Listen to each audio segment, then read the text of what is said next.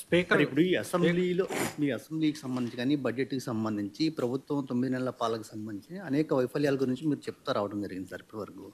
అయితే నిన్న వచ్చినటువంటి పట్టభద్రుల ఎమ్మెల్సీ ఎన్నికల ఫలితాల్లో టీడీపీ గెలిచింది కాబట్టి ప్రజలకు మా పైన ఇంకా నమ్మకం ఉంది, విశ్వాసం ఉంది, అందుకే ప్రజలు మాకు ఓటు వేసి గెలిపించారని సీఎం చంద్రబాబు చెప్తా ఉన్నారు. రమేష్, ఒకటి ఆశ్చర్యకరం కలిగించే విషయం ఎప్పుడని చెప్తాను. నేను ఎమ్మెల్సీ ఎన్నికల్లో రిగ్గింగ్ చేసేవాడిని ప్రపంచ చరిత్రలో నువ్వు ఎప్పుడైనా చూసినావా అని చెప్తాను. నేనైతే ప్రపంచ చరిత్రలో ఎమ్మెల్సీ ఎన్నికల్లో రిగ్గింగ్ చేసేవాడిని నా ప్రపంచ చరిత్రలో ఎవడు నేను చూడలా. ఒక చంద్రబాబు నాయుడు అనే వ్యక్తి మాత్రమే ఎమ్మెల్సీ ఎన్నికల్లో రిగ్గింగ్ చేసేవాడిని నేను చూసింది.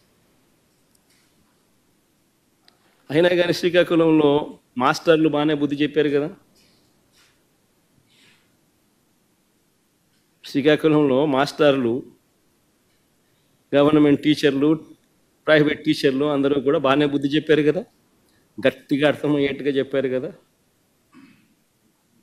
ఎందుకంటే అక్కడ రిగ్గింగ్ చేయడం కష్టం.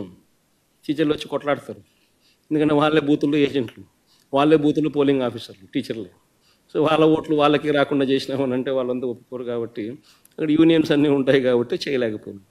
గ్రాడ్యుయేట్ల దగ్గరికి వచ్చేసరికి ఎవడైనా అంతే అన్నట్టుగా అక్కడ కూడా రిగ్గింగ్ చేసినారు. Please subscribe .news